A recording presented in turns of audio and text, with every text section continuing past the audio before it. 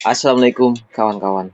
Pagi ini saya baca komentar di YouTube saya dari seorang lender dana syariah yang bernama Rian. Dia memberitahukan, Mas udah tahu belum update BSI? Ternyata cuma sisa 3,5 miliar Mas dari sekian triliun. Jadi pesimis Mas, uang kita lender balik. Makin yakin kalau ini Ponzi Mas. Lalu saya tanya, sumbernya dari mana? Kemudian saya ingat bahwasanya tim paguyuban DSI itu punya Instagram. Saya buka-buka dan dapatlah beritanya. Ini dia kawan-kawan. Skandal dana syariah Indonesia. Dana DSI hanya 3,5 miliar. Paguyuban lender DSI menggugat transparansi. Saya bacakan beritanya. Ketika kepercayaan retak, transparansi menjadi harga mati. Oleh Adrian, Perdana Indonesia. Pertemuan virtual antara Paguyuban Lender Dana Syariah Indonesia dan manajemen perusahaan seharusnya menjadi ruang harapan. Namun yang terjadi justru sebaliknya, yang datang bukan kejelasan, melainkan kesadaran pahit tentang betapa seriusnya kekacauan tata kelola di tubuh DSI. Di forum itu, manajemen terlihat gagap menjawab pertanyaan mendasar tentang arus kas dan perubahan ekuitas. Angka-angka yang seharusnya menjadi nadi perusahaan justru tidak mampu mereka jelaskan. Seolah perusahaan yang menghimpun dana rakyat kini berjalan tanpa kompas, tanpa peta, tanpa nahkoda. Yang lebih menyakitkan bagi ribuan lender adalah pengakuan bahwa dana pemulihan hanya sekitar 3,5 miliar dibagi untuk 14.000 orang. Itu berarti hanya 0,2% dari total kewajiban DSI. Angka yang bahkan terlalu kecil untuk disebut solusi. Alih-alih menenteramkan, pernyataan itu justru mengukuhkan duka para pensiunan, korban PHK, orang tua tunggal, para pekerja yang menabung demi biaya sekolah anak. Mereka yang mempercayakan masa depan pada slogan manis, apapun profesimu, produktifkan di dana syariah.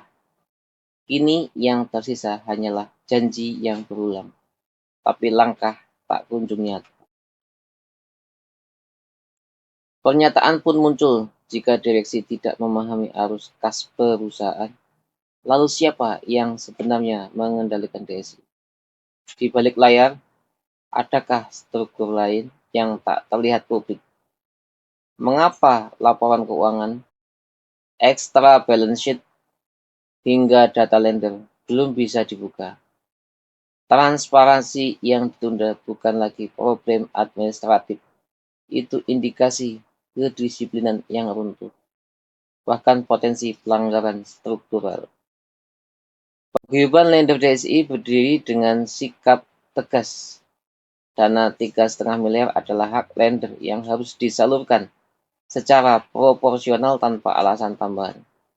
Jika manajemen terus berputar dalam retorika tanpa rencana pemulihan jelas, maka jalur hukum bukan lagi ancaman, melainkan keharusan. Ribuan suara tidak akan diam, kepercayaan tidak patah, dan pemulihan hanya mungkin lahir dari keterbukaan total, bukan kata-kata yang bergulir tanpa bukti. Kini bola berada di tangan DSI dan OJK. Kami menuntut uang kami. Jadi sumbernya ini didapat dari pertemuan virtual antara Paguyuban Lender DSI dan manajemen perusahaan. Kita bacakan komentar-komentarnya. Aduh, komentar-komentarnya ada yang ngetek Bank Nusantara. Ngetek juga OJK Indonesia. Selama 7 tahun OJK Indonesia ngawasin apa?